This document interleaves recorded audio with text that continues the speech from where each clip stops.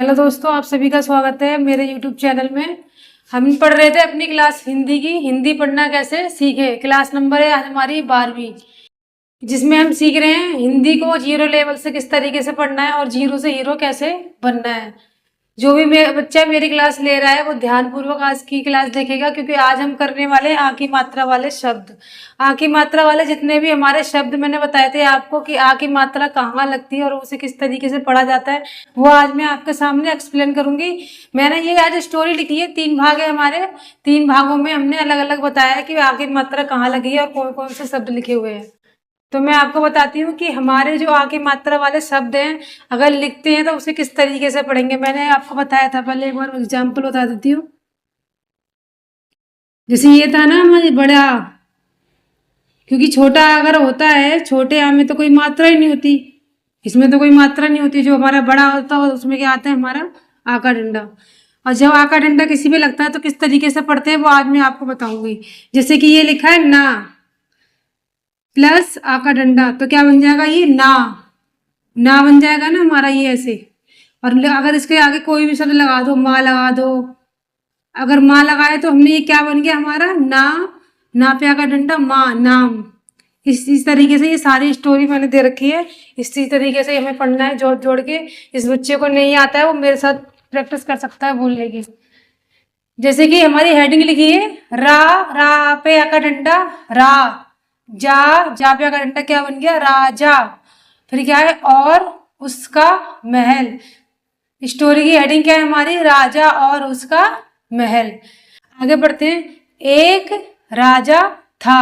अब जो हमारा राजा लिखा हुआ है, राजा पे कितनी मात्रा है हमारी, 2 बार मात्रा दे रखी है, एक रा के बाद है, एक जा के बाद है। तो क्या बन गया हमारा, प्लस करके राजा।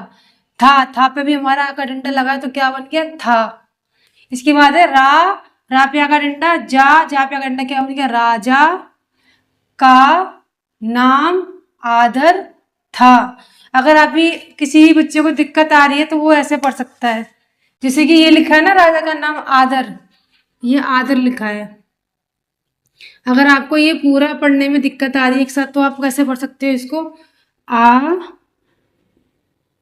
प्लस आ का डंडा आ प्लस दा प्लस रा, आदर।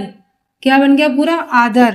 तो तोड़ के पढ़ सकते हो अगर पूरा सेंटेंस पढ़ने में दिक्कत आए तो। मतलब राजा का नाम आदर था, आदर का बड़ा सा महल था।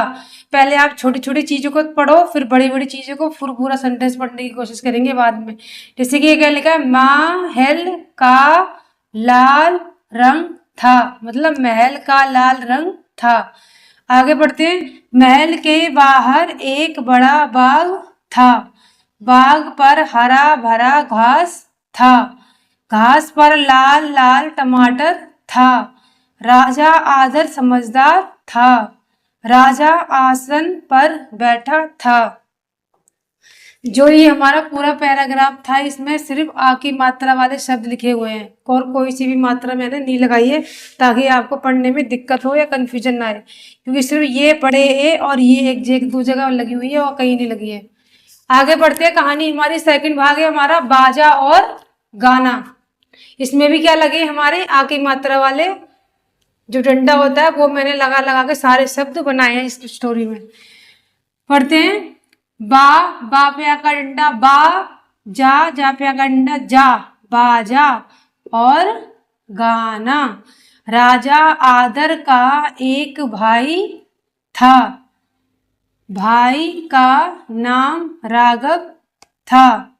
अगर आपको ये चीजें ना पढ़ने आए तो मैंने जैसे ये बताया ना, तो तोड़ के पढ़ना है, वैसे ही पढ़ना है। राघव आकर बाजा बजाता था, राघव का बाजा बड़ा प्यार था, बाजा बजता ताता थैया। राजा बाजा सुनकर खुश होता था, राजा और राघव मिलकर गाता था, आजा राजा बाजा बजा, सारा महल झूम उठता था। इस वाले पार्ट में भी क्या हुआ है, हमारे सारी आ की मात्रा वाले शब्द जोड़ जोड़ कर सेंटेंस बनाए हैं, जिस तरीके से ये मैंने बनाया है ना, सारा लिखा हुआ है, उसी तरीके से आपको भी, जिस तरीके से मैं पढ़ रही हूँ उसी तरीके से अगर आप रीडिंग करोगे जोड़ जोड़ के, तो आपको पढ़ना हिंदी आसानी से आ जाएगी। आगे पढ़ते हैं। थर्ड हमारा भाग है राधा का आना। बस हमारे शब्द चेंज हो रहे हैं, पर जो आ का डंडा है वो सेम ही लग रहा है सबके आगे। राधा का आना। अब राधा बाहर आई। राधा लाल घाघरा पहनी थी। राधा हाथ में दाल लाई। राधा चावल लाई। राधा एक थाली सजाई। थाली पर ताजा टमाटर और गाजर था। राजा आदर दाल चावल खाता था। राधा भी साथ बैठकर खाती थी। खाना खाकर सब हाथ धोता था। इसमें भी हमारे क्या हुआ है, ज्यादातर क्या हुआ है, आ की मात्रा वाले जो शब्द होते हैं और डंडा होता है आ की मात्रा वाला, वही हमने यूज किया है। एक चीज और बतानी है आपको, जैसे कि हमारे स्वर थे ना, आ से अंगा तक, जब तक आप इन चीजों को याद नहीं करोगे आपको मात्रा याद नहीं होगी। मैंने कई क्लासों में यही बताया बार बार, हमें ये सारी चीजें याद करनी है। आ से अंगा तक जो भी हमारी मात्राएं लगती है, किस तरीके से लगती है, किस साइड से लगनी है, और कौन से शब्द पे कौन सी मात्रा लगती है, तो उसे किस तरीके से पढ़ते हैं, वो सारी चीजें आपको याद करनी है, तभी ये सारी चीजें पढ़ना आएगी। नेक्स्ट क्लास में मैं आपको कराऊंगी छोटी ई की मात्रा वाले कहानी लेके आऊंगी कि उसको किस तरीके से पढ़ना है, छोटी मात्रा हम किस तरीके से लगाते हैं। जैसे ये थी ना हमारी छोटी ई, और छोटी ई की मात्रा किस साइड लगती है, हमारी इस साइड। इस मात्रा वाले टॉपिक पे ऊपर मैं स्टोरी लाऊंगी और आपको पढ़ना सिखाऊंगी किस तरीके से हमें पढ़ना है। जुड़े रहिए मेरे साथ।